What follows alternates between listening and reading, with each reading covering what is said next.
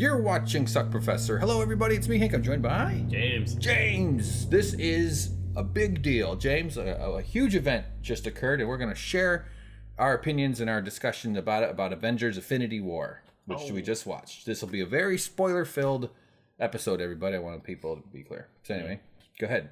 This is not about the life of Barbara Bush. No. Okay, well, I'm out then. She was Finity War. Yep. Like all lives, they are finity. They don't have infinity. Okay, terrible start. Good stuff. Enough about politics. Welcome to the show, everybody. James and I, we just saw the movie. We went to an 8 a.m. show. Yep.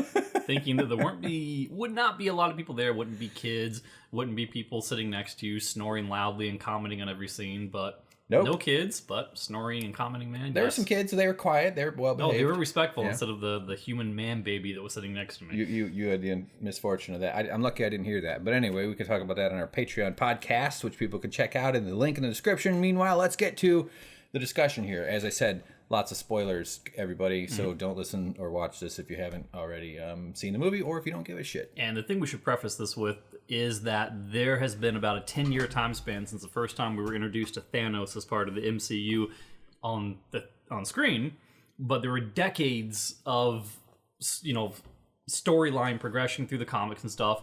Tons of history, tons of stuff to know, tons of Easter eggs and nuances and connections between the various movies that have come out. We're not experts of that. Shiny rocks that glow. Yes, we are not experts of that. No. We have a reasonable understanding of it. We're fans of it. But we may get facts wrong. We may get names wrong. So please forgive us in advance. We are not the Smithsonian. Yes. This is not Masterpiece Theater MCU. Right. We are going to screw up. We're not Egyptologists writing down everything and knowing all the details about what happened. We're going to do our best, but we will screw up. I promise you that. Especially James. He's terrible at the details. The finer nuance. No, I'm saying that because I'm the guy who barely has a working brain. So what movie did we just see? A Quiet Avenger? Family warts. So that word's bad in other places. Family warts? I said fanny because it's a butt where we're from. Yeah, but in England it's like it's like you're. And then you realize that there's people that not in America. So okay. Yeah, but English people are also used to hearing our correct accents. Yeah. All right. So Infinity War. First of all, there's been a crazy amount of excitement on Twitter. That's at least what I've been noticing is all this buzz about, oh my God, it's so big. Something really amazing happens. It's different than other superhero movies. And so that motivated me to fork over the money for early morning matinee. And I have to say something that you might want to cover your ears for this because I don't want you to hear it. Whoa. But this is... I'm going to hear it. Okay. And I'll try and keep it vague. That's how conversation works. The reason that I was a little skeptical about this is because everyone was saying it's the greatest thing since sliced bread. It's the best thing. This is a wonderful movie. I was recently burned by that very same thing. Oh. Not a big fan at all of Black Panther. Oh, really? You I thought it was mediocre. I thought the plot was kind of all over the place. It was not even my top 5 superhero movies. I enjoyed it enough. I watched it. It was fun, but it was not a great story. It was not great character. I didn't feel that movie at all. And yet the world was saying, best thing in the world. So I went in with very low expectations for Infinity War because I didn't want to get burned again. Well, low expectations are the secret sauce to enjoying movies and to not being disappointed by your children. Mm-hmm. This was, I did have somewhat high expectations, but I also, my expectation math for superhero movies is very low. Like, or maybe not low, but it's different than other movies. Like, I sort of always assume the heroes are all going to be alive by the end of the movie. And in that way, that takes all the tension out of all superhero movies. It's mostly like watching a really good, well-animated cartoon that because some crazy camera work. Oh, there's going to be a flying thing. Something's going to show up in the sky. Blah, blah, blah, blah, blah. And then at the end, everybody's going to be like, their suit's going to have like a cut on the shoulder. And they're going to be like, And then Samuel L. Jackson shows up and gives everybody discount coupons to go play arcade tokens at the Pizza Hut. Yeah, the problem is that we live in a world where moviegoers are intimately aware of the financial nature of the institutions that drive the movies they're watching. Right. They know that Disney and Marvel are titans of the industry, that they make billions of dollars off of the franchises, and they're going to keep cranking out these franchises until the sun burns out of the sky. We know this. This is an established thing.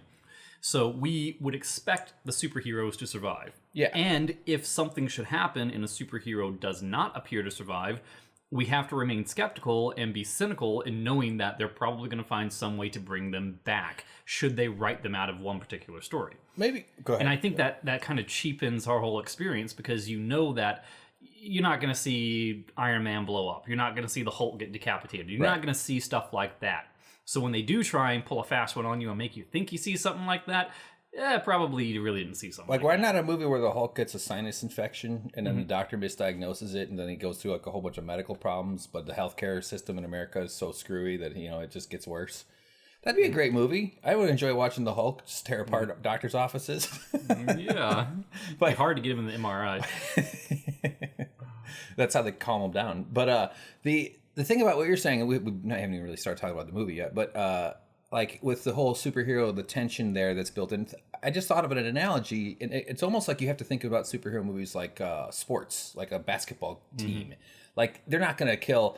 I'm not a big sports guy, but I remember the '90s Bulls because I grew up outside of Chicago, so those are all burned in my brain. It's I know like Babe Ruth. Babe Ruth was the starting quarterback for the Bulls in the '90s. But like Michael Jordan, Scottie Pippen, you know, like the heroes aren't going to be dead by the next game. Like and sort of, and almost like in like B.J. Armstrong, Bill Cartwright, Bill Laimbeer, all these titans of basketball. They were no idea who those people are. It's just players. That were, Bill Laimbeer was on the Pistons, by the way. I was thinking of Luke Longley. I get those guys confused. So how much more intense would a basketball game be if like you thought one of the players would be dead by the end of it? That would be if there were fucking secret crazy. landmines on the court. Yeah. So he was like, whoa! Or a guy shows up from a different realm. All I'm saying, though, is like superhero movies are like a basketball game in a season. Like, you know, this cast, maybe not exactly the same people because they do mix the casts up, but you know that these are the starters. Stars need to be there for the next game. They're going to win or they're going to lose against the bad guys. And it robs you of tension because you know nothing bad is going to happen to the Right. people who are going to live on as action figures, continuing to make money for the studio. Yes, and that makes sense. There's a rationality to that. Yeah. And I don't even mind that. I have critiques of capitalism, but that wouldn't fit under my my complaints about it. I get it. And this kind of brings, before we get deep into the movie or even shallow into the movie, the thing about it is that my biggest critique of movies is that I need a good villain. I need a villain that is complex, that's not black and white, that has motivations that are corrupt but can be understood. Right. And who establish themselves by taking something away from the audience that the audience cares about.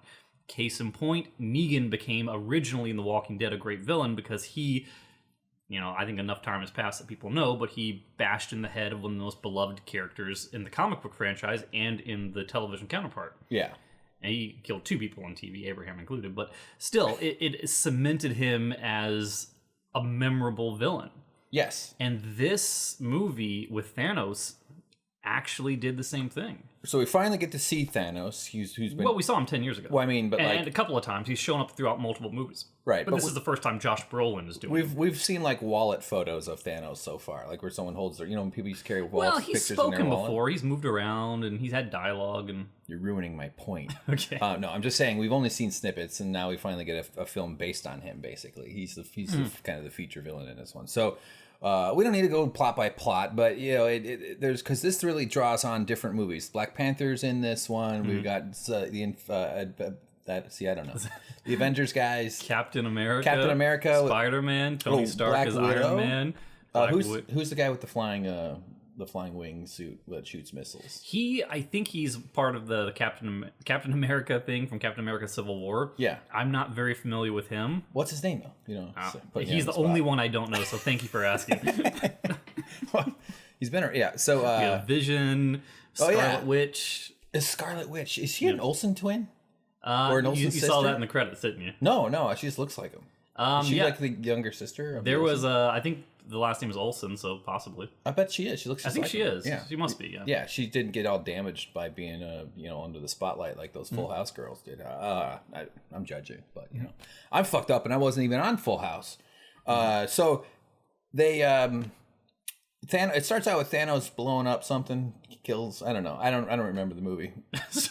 We saw it. We just walked home. We saw it. It ended 20 minutes ago, and I don't remember. Yes, it was essentially, as you know from the end of Thor Ragnarok, Asgard has been destroyed. Ragnarok came, so all of the Asgardians are on a ship floating through space, looking for a new home, basically. I think they right. basically try to... I think they settled on Earth or something. They're like refugees.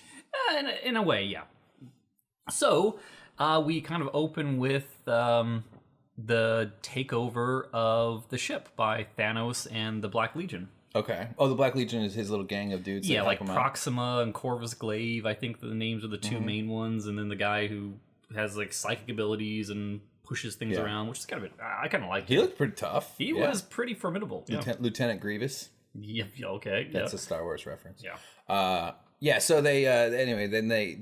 Okay, so Idris Elba dies in the beginning. Well, yeah, and that's the kind of thing that kind of tells you this is a villain. This is a villain to be reckoned with, because Idris Elba as Heimdall has been a pivotal character in all the Thor movies up until now. Yeah. He is the guardian of the Bifrost. He is a hero. He is the protector of the people. He's a huge important character to Thor and to the whole Thor universe. All right. So the fact that he sacrifices himself to save the Hulk and to save Thor. So he shoots Hulk off, though, right? Isn't that his message? He's sending a message to Earth. Well, he activates the Bifrost transportation thing, like the Rainbow Road of Mario Kart, whatever you want to call it. Oh, yeah. Shoots the Hulk all the way back to Earth. So the Hulk crashes down as Mark Ruffalo is laying there, meets Doctor Strange. Crashes right into Doctor Strange's house. Yes. Yeah, that would be really frustrating. I just had that roof repaired. My stairs. Right into his Ripley's Believe It or Not museum. Yes. What a creepy town. It's like the guy and his buddy live in the Addams Family house. Oh, you know what it's actually called, though, right?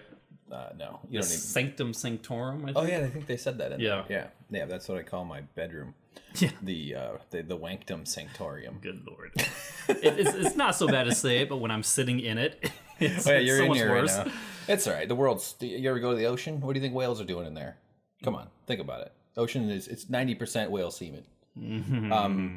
Okay. YouTube for family. Jesus. All right. So anyway, then the Mark Ruffalo is like, oh fuck. Well, we're skipping over something fairly major. What? Thor is being held incapacitated by this psychic dude.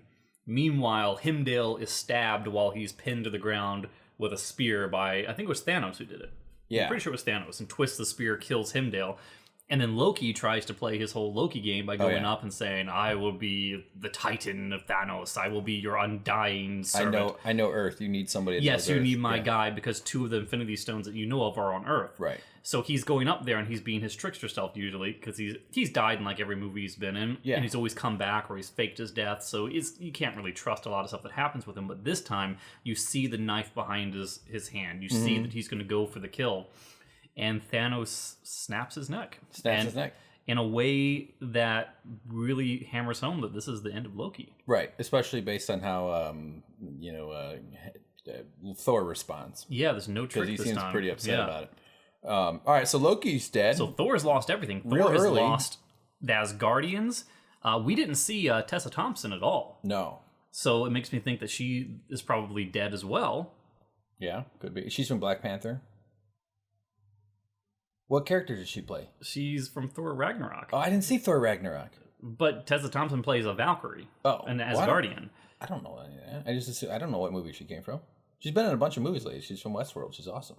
Okay. Yeah. But she... I haven't seen Thor Ragnarok. And even if I did... She's in all like the promotional posters and trailers and everything. She's everywhere. Well, I don't watch... You don't need to see posters. the movie to know that. I don't watch posters. I don't like spoilers. Oh, okay. Yeah. Sorry. Is that why you put a hood over your head when you walk in the theater? I was guessing which movie she's in. I just guessed Black Panther because I'm slightly... Because she's African-American? How dare you? I'm slightly racist. Yes. I'm not... great. This is going to be the part they're going to quote at my funeral. Yes. Yeah, what movie was she in? Pootie Tang? She's one of my favorites. She's ever since Westworld. Season 1. Yeah, no, she's a great actress. All right. For actor. Jeez, now all of a sudden I'm in the corner here. How did this happen? No, anyway. I was kind of kidding. I know. But anyway, where were we? So Thor has lost essentially everything. In Thor Ragnarok, he lost his hair. He lost his eye. He lost his hammer. He lost Asgard. Now he's lost his brother. His confidence? Kind of. And he's lost Heimdall. Okay. Thor has been run through the ringer here. Yeah, Thor's having a bad time here. This is him struggling. And, his career was going great. Now he's in the dumps a little bit. But it's almost like they had to do that because Thor as a character is so incredibly overpowered that he kind of dominates any sort of fight that he's in. The same thing with the Hulk. Because in this encounter up front, the Hulk also comes charging and off screen and goes bare knuckles hand to hand with Thanos. Right. And at this point, Thanos only has one Infinity Stone, I believe. I don't know. The purple one, because he went to Xandar and basically crushed Xandar, which is where the Stone of Power was. Okay. From the first of Guardians of the Galaxy movie. Oh yeah. All right. Yeah. Okay. So the whole thing with this movie is though is can he get all the stones? Yes. Because I'm thinking, and again, I don't have the catalog in my brain like everybody else does, but they've taken like 2 or 3 or 4 movies just getting 2 stones, right? Right. Kind of. So like I just assumed that they would do it like, every 2 or 3 years in our world time. Like they'll have every 3 or 4 movies, there's going to be another stone comes out so that in roughly 6-ish years, he'll get to the full glove. The whole Nintendo Power Glove will be activated. So I kind of didn't know that this movie was going to be about him actually acquiring all the stones. Yep. Big spoiler there, but that's what happens. So he comes out of the gate with a Power Stone. Yeah. He's in Asgard because the Tesseract is in Asgard, and the Tesseract contains, I'm going to get this wrong, I think it's the World Stone, or it's the blue one. The blue one. The one that has the power to cross between dimensions. The one from Captain America where Red Skull was thrown into a different dimension when he tried to hold it in his hands. Mm-hmm. Yep. So we've seen the stone before. It's the same one that Loki put into a scepter in the Avengers and opened the pathway to Thanos' realm to let those Chitauri or whatever those things were come into New York to invade. Okay. So we've seen a lot of the Tesseract. We've seen a lot of this blue stone. Yeah. So now he gets both. So he's got 2 now. Yeah. But he was able to like completely dominate the Hulk with just one because he didn't have the blue stone in his gauntlet at the time. Right. And now he's extra strong. He's got an upgrade. And the Hulk, one of the things they showed Mark Ruffalo doing, who's a good actor, he was freaked out. And the fact that he was scared and worried because he was kind of panicky, saying, "Oh, this guy Thanos is coming. We gotta be." And then because Doctor Strange and his buddy Genghis Khan are going like, "Oh fuck, this if the Hulk is worried, we got some serious problems." And then kind of Tony Stark shows up. Right, and the Hulk's loss of confidence in a sense kind of resonates through the entire movie because you never see the Hulk again. It's Mark Ruffalo the entire time. Right. He's not able to activate that power, which I believe is for the same reason that Thor was kind of put off on his own sort of path to acquire a new weapon to come back and fight. Because essentially the ship that Thor was on blew up, but Thor, being a god, was floating through space. He didn't die from that, and he was picked up by the Guardians of the Galaxy in their ship. All right. So that kind of separates Thor from the main plot line, that separates the Hulk completely out of it, because those are the 2 titans on the good side. Yeah. And if they were both on the playing field from the very beginning, I think that it would attract too much from the other heroes that are brought into the movie, because Thor versus Black Panther, I mean, come on. Thor versus the Scarlet Witch, Hulk versus, Buddy, whatever his name is. Cinnamon Toast Crunch versus Alpha Smacks. Come on. What's the Civil War's name? It's Civil War's the Winter Soldier. Chris Evans. No, that's Captain Bucky America. Johnson. Bucky, yes. Yeah. Thank you. The only name I actually remembered. Bucky Johnson, right? I don't know the last name. It's Bucky. Yes. So Thor, this is a little bit convoluted as far as the plot goes, but then Thor ends up with the Guardians of the Galaxy folks, and they did a good job. Yeah. It's like whenever you're at the Guardians of the Galaxy, it's like being with a bunch of fun friends. They all just have kind of a sassy, positive attitude. And that was another thing I loved about the movie, is that you ever get those like sample cereal boxes where it's like 6 different cereals in tiny boxes, so you can get a little taste of different things. Mm-hmm. This movie felt like that a lot, because when you're with Iron Man, you feel like you're watching an Iron Man movie. It kind of takes that tone. When you're with Doctor Strange, it takes that whole kind of tone. When you're with the Guardians of the Galaxy, suddenly you're thrown into a situation where you're like, I feel like I'm watching a Guardians movie. Yes. It has that ability, and it mixes them together fairly well. It does, yeah. I really like that. The group dynamics of the Guardians gang is pretty funny, and especially the bald guys is hilarious. I'm not one that hands out. The bald guy? The big guy? Drax? Yeah. He's just funny. He's just a well-conceived character. You've seen all Guardian movies, right? Mm-hmm. Okay, cool. Yeah, he's funny. Like I don't laugh easily at movies or anything other than other people failing and me failing and stuff. But he makes me laugh, which is a rare gift to a broken person. Mm-hmm. So I like that guy. And then the raccoon goes along with Thor, Rocket, and they go off. Who is referred to as a rabbit. yeah. Thor keeps calling him a rabbit, which I like. They do good humor though. Like they got good, smart writing in general. They're all a little bit too sassy. You can kind of see the writing on the page a little bit, and in some ways that gets under my skin, but it's totally fine. I understand. So Thor's off looking for something. The Guardians, they actually split up. The Guardians are going to get stop Thanos, right? Isn't that what? The whole plot because the line Green Lady is his daughter. Well, Gamora is his adopted daughter. He went and did to her planet what he's trying to do to the entire galaxy, which is basically cull the population. I think they said he was born on Titan and lived on Titan. Yeah. And as a child, I think he went through an overpopulation period where there wasn't enough food, and the planet basically died due to the carrying capacity being eliminated. And he suggested what essentially amounted to genocide. He was rejected and considered a villain, but what he feared most came to pass.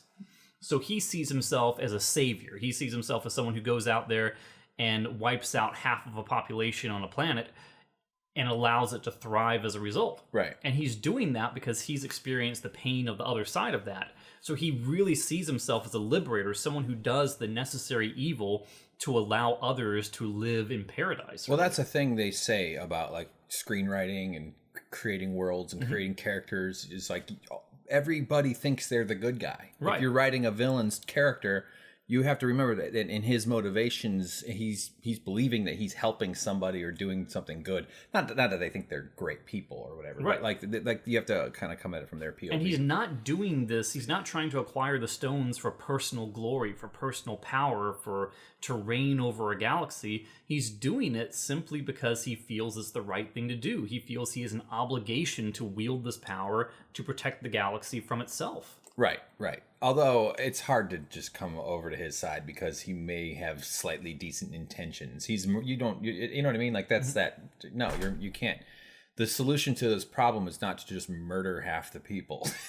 In his mind, that's the only path forward. We have to work on it, and maybe we can convince people to quit to wear condoms. That's basically the answer.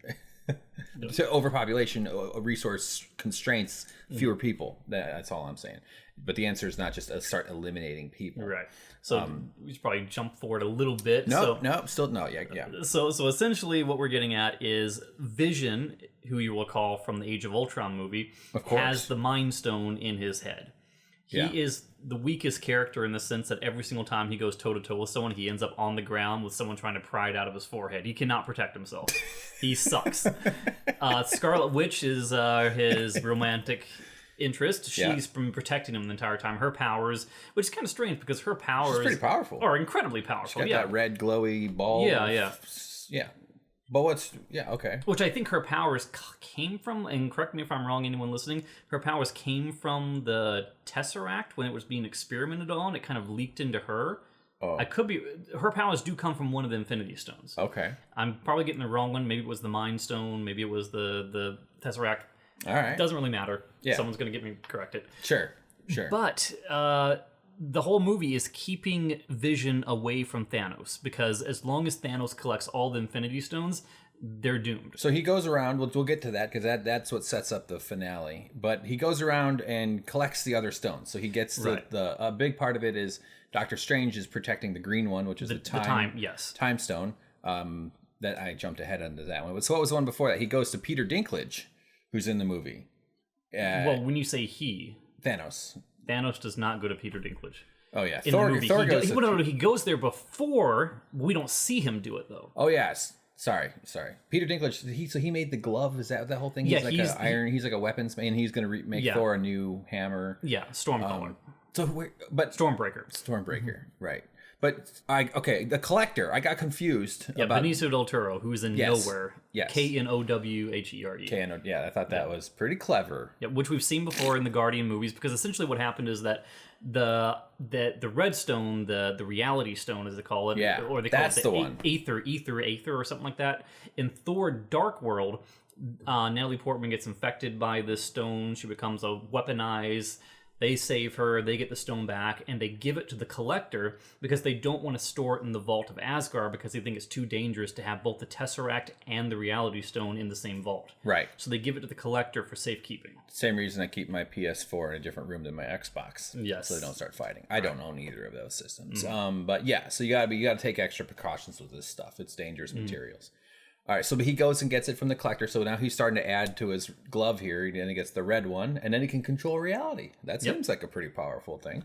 And I do like. Let me say, I did like that his. It doesn't just all make him generically stronger. It's like he kind of activates each one individually, sort of to do something in the moment. I thought that was kind of cool. And the big mystery going into this movie was, where is the final stone? Where is the Soul Stone? Who has it? Because there hasn't been a movie yet that tells you what it is, probably what it does. People probably know, I don't know. Right. And where it comes from. And we get this big reveal that Gamora actually has this knowledge. She found a map to it, and Thanos knows this because he's torturing his other daughter to get information about what she last saw when she spoke to Gamora, where Gamora admitted that she burned the map to the place. Gamora the Green Lady or the Green Lady's sister?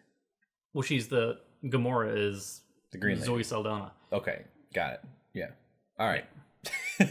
So the Soul Stone, though, is it turns out it's on this planet. You got to trade in for it, though. Well, it's on this planet, and there's this guy who's guarding it, and you can't really tell who he is. He's this mysterious figure shrouded in a robe and blackness. And Gamora is with Thanos because Thanos captures Gamora. He looked like Snoke's brother, right? Oh well, the Red Skull. Yeah. So we find out is Red Skull, who we last saw as the villain Captain America, who gets sucked into another dimension by the Tesseract when he tries to wield it himself. All right. So he's been put on this crag of rock protecting the Soul Stone all this time, I guess as penance for his lust for power, but he no longer has the desire for power. He's simply a guardian who, I think the way he puts it is that I guide others to a power that I cannot possess myself. Okay.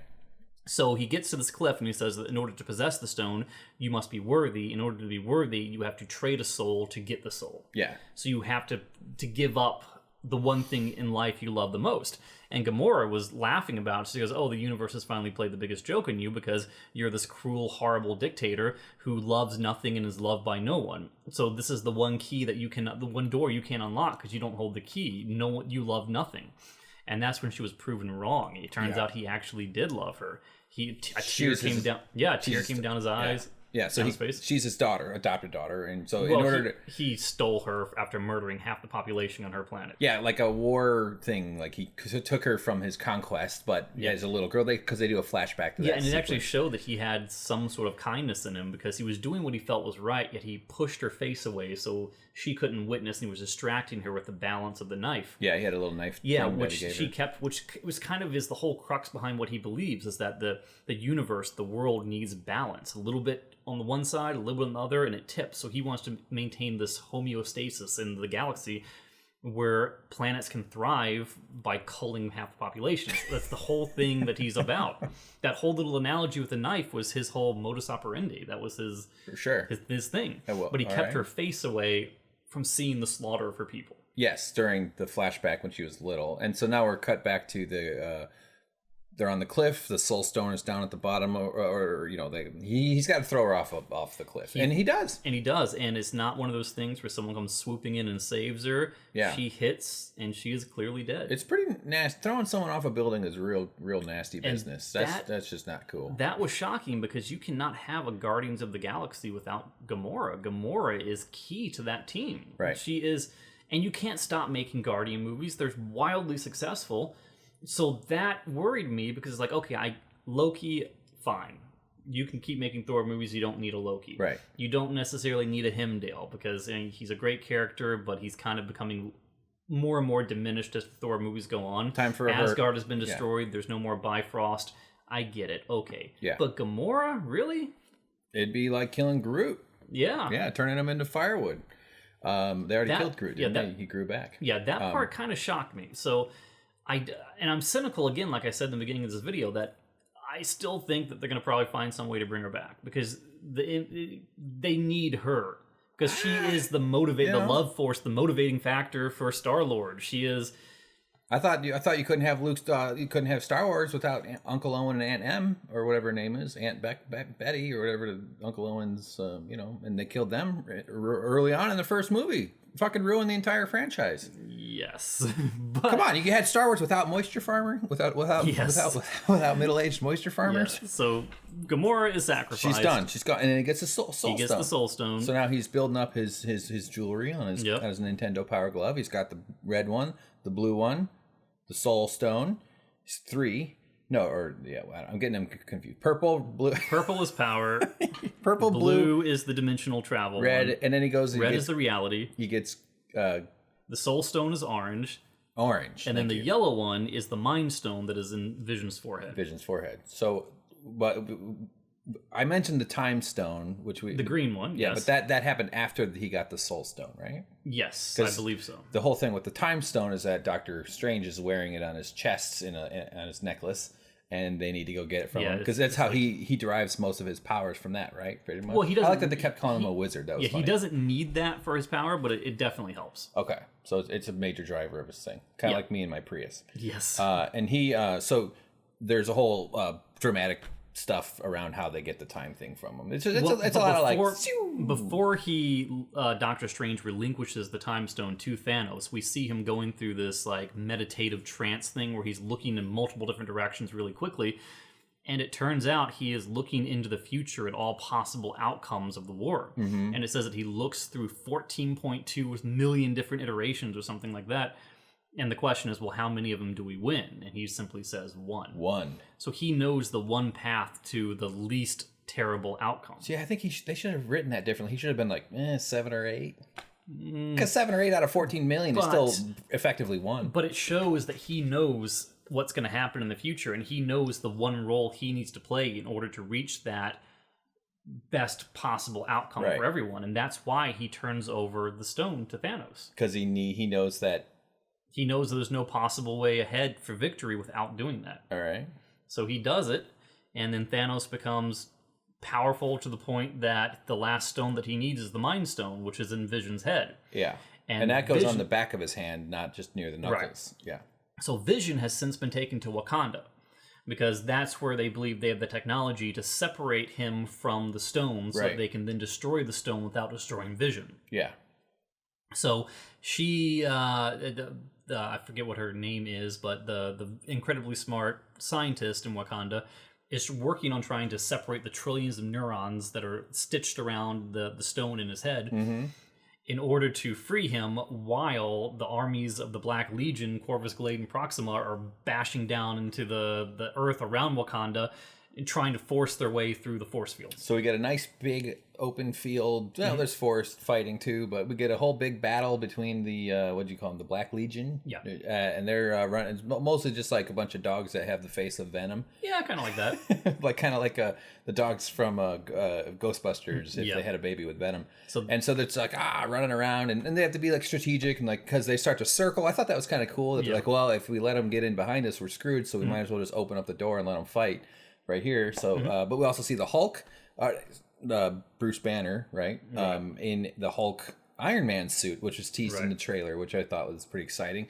So now we have like a robot Hulk, basically, and he's kind of going around having fights and stuff, but he's struggling to get his Hulk to come out. That's sort of an ongoing thing. And multiple times throughout the movie, he calls on Hulk, and Hulk briefly emerges in his face and just yells no. He's like, no! Hulk won't come out. He's like, why are you saying no? So it's almost like he's a Gollum-like having this fight between his two ids. Or has Hulk been traumatized to the point that he won't come out simply because Thanos gave him a beatdown? So why do you think that? What's up with that? I mean, I think, and they didn't explain it by the end of the movie. They didn't get into like the Hulk. I think they didn't want to lose the humanity and the nuances of the Bruce Banner character by making him into a CGI character the entire time. Right. I think that they felt like, okay, we've got the Black Legion, they're predominantly CGI. We've got Groot, we've got Thanos. They didn't want to go. You know, I think they wanted a human element for him. Yeah, I and agree. It worked pretty well. Yeah, James, I don't know if you've ever seen Ang Lee's The Hulk starring Edward Norton. Was that when they went up to that mountain and then they weren't fishing? I don't know, but all it is like a whole bunch of close-ups on his face of the Hulk, and he's like green, and you're just like,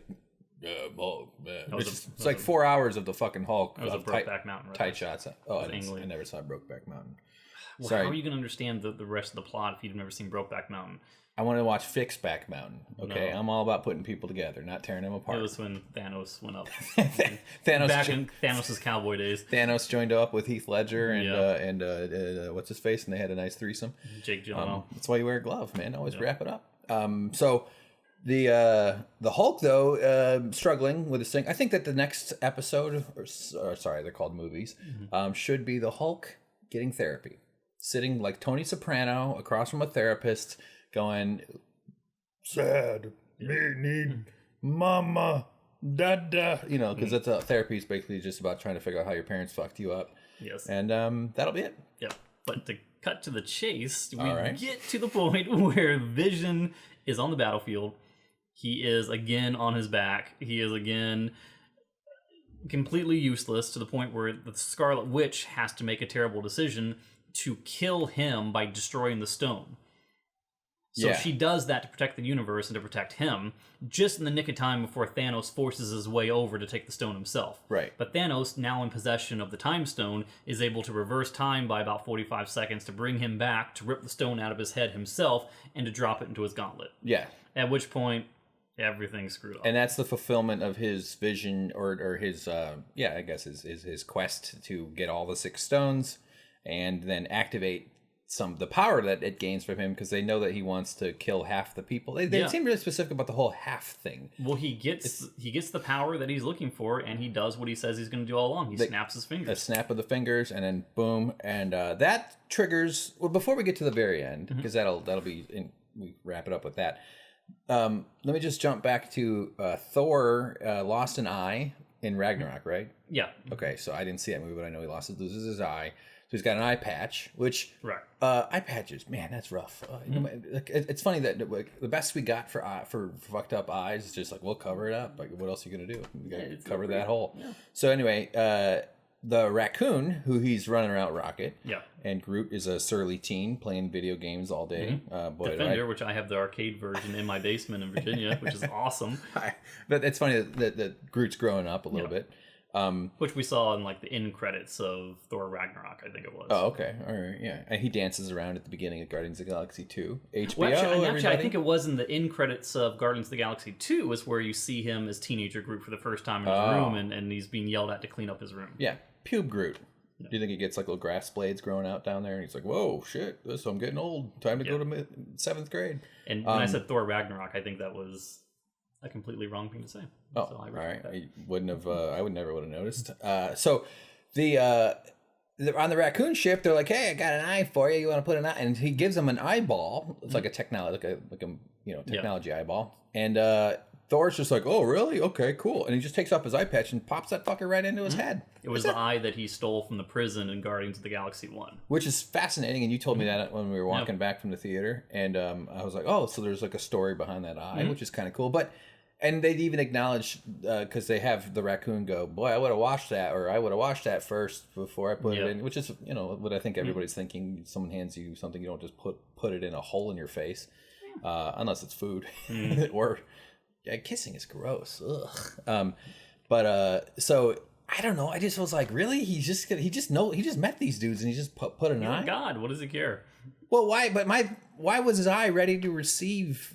Wouldn't it be scar tissue or something? Or why is it just like perfectly ready to just poke one in there? He just has an open eye cavity waiting for a new robotic eye? He's a god? Well, then why didn't he grow his eye back? If he's Because it doesn't work that way? I mean, his father, Odin, was missing an eye. Like father, like son. Yeah. You should pop out his other eye and wear 2 eye patches. And then people will really feel sorry for you. But I just thought it was weird that he just puts it in there. I understand he's too handsome to keep him in an eye patch. All the weird otherworldly stuff that happens in the universe, Thor's healing power and his ability to hold a prosthetic eye is what bothers you the most. Yes. He should have gone and then rubbed it on his shirt, like you know how you clean an apple. People think that they're cleaning the entire apple by rubbing 2% of its surface area on their dirty shirt. I don't know. I just the whole eye thing. It didn't ruin the experience for me or anything, but I just was thinking, well, I guess the eye must be, So I justified it this way, saying the future technology is so good that eye has like the ways how it connects to his optic nerve and it just dials it all in. I don't know, for some reason that the angel pirate needed his eye. Yeah. So the other thing is that before Infinity War came out, there was a leaked image of an action figure that was going to be released that showed Thor without his eye patch on, having 2 eyes, holding Stormbreaker. Was it Stormbreaker or Stormcaller? Is that the name of his new axe? Yeah, is it Stormbreaker or Stormcaller? I don't know. Storm Texter. Okay. Yeah. So, holding that axe, and I think it was Breaker. Okay, Stormbreaker. And which he has to go back to the same forge where Mjolnir was created. And that's where Peter Dinklage lives. Yes, Peter Dinklage. He's a giant. The sad thing is that even when Peter Dinklage gets to be taller than everyone else, he's still a dwarf. I know. Yeah, he's just bigger. Up. Yeah. He's just bigger. It's That was funny. I love Peter Dinklage. Yes. So Thanos did visit him off screen before we got there. He basically forced him to create a gauntlet to hold the Infinity Stones because he's the master smith of the world. He does so. Then Thanos kills everyone else anyway. Shuts down his... Is that how that whole thing got shut? Because they have like this whole sun forge thing. It's with kind of gyroscopic rings around it that are not moving. So they have to like unlock the forge and get it running again. Then Thor realizes the mechanism that allows the beam from the star to come in to melt the metal that's needed is broken, so he has to hold it open himself for the minute or two it takes to melt the metal, which burns him to a crisp. But he's rejuvenated by the hammer, whose haft is created by Groot. Ooh, haft! What a word. Yes, but Groot. So, okay, did you buy the whole? Is Groot just got magic wooden? Is he made of teak or something? Is he mahogany? What kind of wood is this guy? It's a tikka masala. Tikka masala. No, he has the ability to grow. But they're like because the forge guy Peter Dinklage is like, oh, I gotta go get the handle. We need the handle for it because it's two pieces. And Thor is dying, and he needs the power of the hammer to resurrect himself. The new hammer is like a axe on one side and a big hammer on the other side, which makes more sense than just a big old square or big old rectangle like his old earlier one. So, and then Groot is like, I got this, and he just kind of grows up an arm, and his arm grows out and turns unites the two pieces and forms the thing. But is that enough? Would you make a wooden handle? It's like if you made your car out of wood partially instead of just a sticker. Remember in Guardians of the Galaxy 1, Groot saves everyone's life by forming this giant cage of himself around them. So he's magic wood. Yeah, his wood is incredibly strong. Okay, all right. Yeah, well, it's good enough for a God's hammer handle. And I say that we might as well start. We should sell that stuff, turn it into profit. Okay, so I guess that's fine. Groot's arm becomes the handle. That's and I love the fact that Thor speaks Groot's language. That was an elective in my early schooling. Yeah, I did like that detail. That was funny. All right, so then we get to the finale. Wow, this is 40 minutes. Jesus, fuck, we always do this. Why other YouTube channels do like 6-minute discussions? What's wrong with us? Yeah, so basically at the very end, Thanos snaps Thor gets his hammer reforged. He comes back. He goes flying down onto the battlefield, creating giant shockwaves, killing hundreds of things at the time, which kind of goes to show why he couldn't be on the battlefield in the first place. He's just too powerful. Right. But despite their best efforts, he doesn't really get there in time to stop everything. Thanos gets the stones, snaps his fingers. And then Hawkeye shows up and Thanos starts quivering in fear. Yes. Goes, oh, God, he's got an arrow. Yeah, there's no Hawkeye in this movie. Hawkeye is not in the movie. No. What you think about that's a travesty. Yeah, it's kind of bold. This was an orgy of superheroes, and the fucking greatest superhero to ever live, they left out. I think it's outrageous. Yeah, Thor should have looked through his new eye and said, like, oh, man, I can see way better in this one. It's like I got a Hawkeye. It would have been, it would have been like a little homage or something, but... I felt robbed. I don't go to movies unless Hawkeye's in it, and I feel like this was terrible. Yeah, Jeremy Renner was... must be spinning in his grave. Yes. He sleeps in a grave. He's alive, but he's weird. Yeah. All right, so anyway. Thor shows up at the big fight at Wakanda. Yeah, but Thanos basically snaps his fingers. The glove kind of almost melts on his hand, so as if to imply that it's no longer functional. It served its purpose. Or like fried its circuitry. Yeah, and then all of a sudden... we get this long sequence where people start just disintegrating into dust. Right. They sort of turn into ashy. And not just people, heroes. Yeah. Happens to Black Panther. Yeah. Giant. That's huge. Everybody. Peter Parker. Yeah. Spider-Man. Oh, yeah, we didn't talk about him much. But yeah, he's got the... by the way, his suit had the spider legs that come shooting. Yeah, that was kind of cool. I enjoyed that. What other major characters? All of them, pretty much. Oh, no, yeah, it was half. Bucky gets it. Captain America, right? No, Captain America doesn't fade away. See, I'm just guessing at this point. But they're showing it happening all throughout this Wakanda battle scene, which is lots major characters just fade out of nothingness. And Thanos even says earlier on is that he wants the power, so with the snap of his fingers, he can basically remove half the population. Yeah. And he says that what he's doing is a kindness. If he can simply erase someone with no pain, no suffering, and just remove them, then that is the greatest mercy you can do. Well, and turning them into ashy dust is better than just leaving a bunch of bodies, because then you got to deal with all the bodies. So it's like, skips that step. So this continues to happen throughout the end of the movie. So this ends the fight, because now Doctor Strange, I think he might even, I don't know. We just saw it happened to so many people. Yeah, it keeps happening, and you're like, wait a minute, what? They're just killing off everybody? And then the movie simply ends that way. Right. And we'll get to the final spoiler, or the final scene, which is after the credits, which was also interesting. Yeah. But but it does cut to Thanos, and Thanos is back in this like green, lush planet. Yeah. It couldn't be. I don't think it's Titan or anything, but he's sitting back and he's smiling to himself as if I won. I accomplished my plan. I did what I sought out to do. I am the hero. The final shot is Thanos smiling. Yeah. As he looks over at a paradise area. Mm-hmm. So it's like, wow. Thinking he really got it made. Finally, he did it. Reached all his goals. That's like me when I do like 20 push-ups. Yeah. Like I can do like 17. So the big problem then becomes there's no freaking way that Spider-Man is dead. There's no freaking way that... Which of the Guardians took it? Groot. Oh, Drax went away. Groot went away. Is Drax the bald guy? Yeah. Yeah. Yeah, what a loss. Yeah, and there's Groot? Gamora did not go out that way, so I'm saddened to say that I think she's gone. She got dropped down, yeah. But everyone else who faded away into ash, there's no way that Marvel or Disney would allow these characters to be gone forever. There's too much money at stake. They're not going to kill Spider-Man. Yeah. So it's fairly obvious and cheapened by the fact that they're going to have some way to bring him back. But it was kind of a shocker to see a movie like this end the way it did, where the villain won. So that's the mystery that I was wondering about, because people kept referring, when I'm on Twitter a lot. I enjoy Twitter.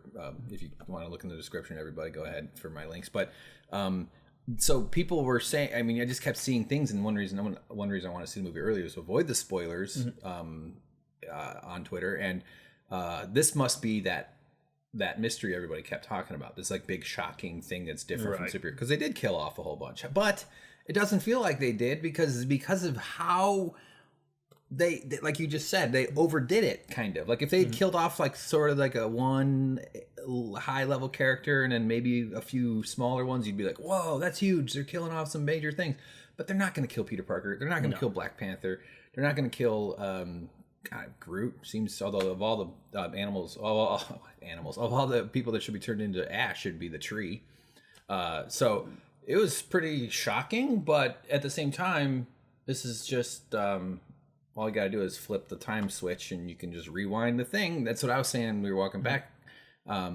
They don't need to. They're just do something bullshit with time, undo it all, and come up with some way to save people. But the time stone is presumably melted in the gauntlet. It's not, And you pointed that out, and I was like, oh, that's a good point. However, come on, they can come up with some other fucking time stone. If you got one, you got two. It's that simple. The incentive is there to invent another time stone, James. Think about it. Yes. Come on, it's just good logic.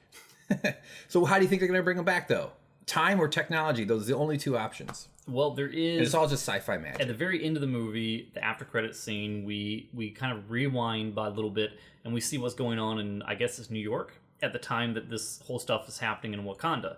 Yeah. Where we find out that this devastation in Wakanda is not isolated just to Wakanda. So it's happening all over the planet. Sam Jackson's with like an assistant, or with the agent of S.H.I.E.L.D. I'm sure she's got a name. Probably, they're in a car, they're going somewhere, he's like, all right. And then all of a sudden things go nuts because something's happening in the city. Yeah, they crash the car because someone runs into the front of them, finds out there's no one in the car because they already evaporated. Very leftovers. Then his assistant evaporates, and then the helicopter spinning because we assume the pilot and then he manages to pull something out of the back seat and like send off a beacon request to someone else before he himself disintegrates on a pager with a shitty screen. Get out of here. Who uses pagers? But it was to Captain Marvel.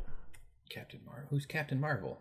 I assume that was the aircraft carrier thing that flies around. Captain Marvel is a superhero. Really? The lady. What? How have I not heard of this? Is it the same as Captain Planet? How have I not? Can I say what you said after the movie? Sure. We're watching the credits, and you're like, Idris Elba? Who is he? No, I know who. Wait, well, who was he in the movie? Yeah, I didn't know which person. I was like, oh my god! He gets killed in the first 2 minutes. That was the first scene in the movie. That's the one that sticks with you. I didn't know Hemdale was a thing at all. I'd never seen Hemdale before. Heimdall. Yeah, I'm probably saying it wrong. And when you told me, I was like, oh, that was Idris Elba. I did remember him dying. Because he's Idris Elba is one of the pretty identifiable, handsomest people on the planet. Yeah. So I was like, what the fuck? Where the fuck was Idris Elba? I didn't know he was. So he was in the beginning. And then there was the Doctor. The doctor? What doctor? What are you talking about? Foot doctor. Oh, we walked by a place. Yeah, love this is that. a side note. Yep. There's a local business called Podiatry and Wound Care, and I go, hey, is podiatry for poop? No, but I think you said buttholes. Buttholes, yeah. Is podiatry buttholes? And I was confused with proctology because proctology is funnier. Feet are funny. Feet are one of the funnier organs. But the butthole is the funniest organ. If you were a proctologist, it makes noise and it excretes something horrible. Would you have like a little a hole or something next to your door? You have to reach in and grab a business card. If I was a podiatrist? Yeah, no, proctologist. Oh yeah. I just wear one of those cow insemination condoms, those full arm condoms, and I just walk around high fiving people with my big wet glove. I think I make it a little gross. Yep. Diarrhea smoothie, everybody. Take it to infinity, war and beyond. Infinity wart. Yes. All right, this is getting off the rails. Sorry, if anybody's still listening, thank you. All right. So the ending, then we what they reveal is that it was the whole planet. It wasn't just localized to Wakanda, and it may not even be localized to Earth. It may be the entire system. Wow. Who knows? Yeah. So the next, basically, this was the Empire Strikes Back of the series. Is that a fair way of describing it? Yeah, I guess kind of clumsy, because like the Empire Strikes Back was. Oh, things are looking bad for the rebellion. Things aren't real good. A couple heroes are still alive. They're going, and then they'll find a way to come back. Of course they're going to come back. Because the problem is that the movie ends, and the movie's expecting to have hit you right in the gut and make you walk out thinking, oh my God, this is horrible. But we're just sitting there looking at the screen and saying, yeah, I don't believe you. I don't buy it. Really? You don't buy it? They're not dead. Oh, I see what you're saying. No. Okay. I think you're... The very ending, it actually surprised me. I didn't think it was ending, which is a good sign of a movie if they kind of catch you off guard, other than when it's a shitty, poorly made movie. But like they did it on purpose, and I was like, oh, all right, so we're just going to end right there with Thanos smiling. So that just tells me, though, not so much that the movie is over. I mean, it tells me the movie's over, but it doesn't tell me the story is over. It's essentially just like, okay, there's just a few more, there's going to be another book to this series. I mean, that's all it is. That's why the word episode makes more sense for superhero stuff than movie, in my opinion. But the thing is, because we know there's going to be another one. And the one thing we know for sure, though, is that there's not going to be another movie in the specific individual franchises to come out before the next Avengers comes out. Oh, you're saying like it, yeah, because all the different franchises are all kind of screwed up on. Yeah, they're all crammed together into this thing, and they're all at a very difficult spot. Right. So how do you take one of them and go off and do their own movie without addressing what's going on over here? Yeah. You can't just be like Black Panther. Hey, look at them now. Yeah. Well, they could do. Doesn't X-Men do that with like the different time frames? Like the first 20 years. I guess you could have a new Black Panther movie, but without T'Challa. Yeah. Because he's gone. He evaporated into ash. Yeah. So now it's what's going on in Wakanda in his absence. And when he makes his great return, if he does, which I'm sure he will, then you can make your next movie. So I guess there is some sort of avenue for additional movies while we wait for the next Infinity War. I'm sure they have a plan. I mean, maybe that's why they left Hawkeye out, so they could do a Hawkeye vehicle. Yes. You know, he opens up an accounting business, goes to community college, and meets a chick at pottery class. They start getting into it. Turns out they have great chemistry.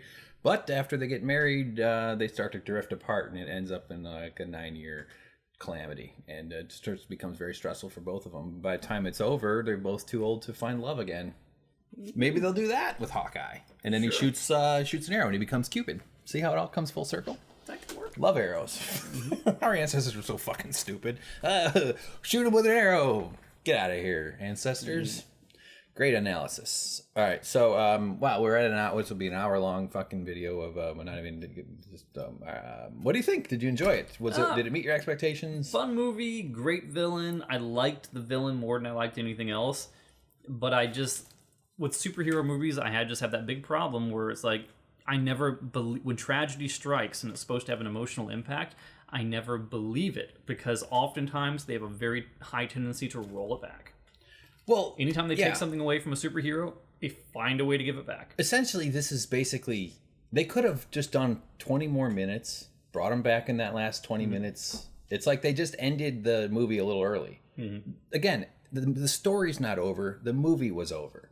So, in that sense, the emotional weight of that ending doesn't really hit the way some people on Twitter seem to be saying it does, and probably does for some people. But compared to most superhero movies, I really did prefer this kind of ending over the general thing where they just kind of dust their shoulders off and are sort of like looking at a bunch of, where it's like ending with Star Wars that ends with a parade. Yeah, it's like a bunch of awards. Although they didn't give an award to Chewbacca, he got ripped off.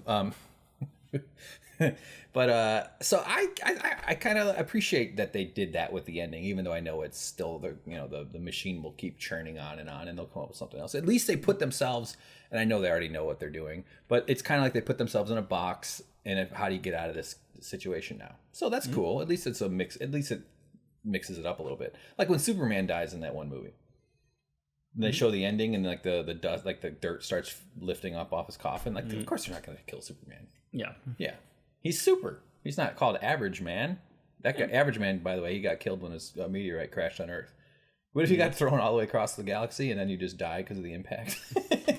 We are special people. Oh boy, we're not slowing down at all. And then you. Or it's a reverse one where you're just the normal guy and you land on the planet where everyone else is a superhero by comparison. And they just immediately enslave you. I have come to save you. I'm here to rescue. Oh boy, I'm tired here. The gravity's a little different. Yeah. So, all right, good movie though. Yeah. Would you suggest people see it? Yeah, I mean, it's a fun movie. I like it. I liked it. Mm-hmm. It had everything I'd expect in a villain and more. So, yeah. I try to treat superhero movies like empty calories. Like, this is just a fun meal. I'm just going to enjoy this snacky food here and not try to overthink it too much. That's probably why I don't remember anything from superhero movies, because I'm just kind of watching the cartoon go on instead of the, I don't really give a fuck if it's the guys who made his glove. It's whatever. So, great game though. I don't know why Aquaman didn't show up. I was a little disappointed by that, but other than that, though, I'd say A+ movie, a middle A. Because Aquaman is the DC universe. What, like near Washington D.C.? My God. Yeah, is that what you're saying? No. Well, where were the rest of them? Where was Wonder Woman? Where was Batman? DC. They needed to be there. No. Where was Cyborg? DC. He could have beaten up the guy with the wings. They're like the same guy anyway, aren't they? Pretty much. Well, all right. James, anything else? You good? Nope. We're cool. Good. Cool, guys. Thanks a lot. Check it out on our Patreon. Thanks for watching, and like and subscribe if you can or don't. But everybody, let's go glove shopping.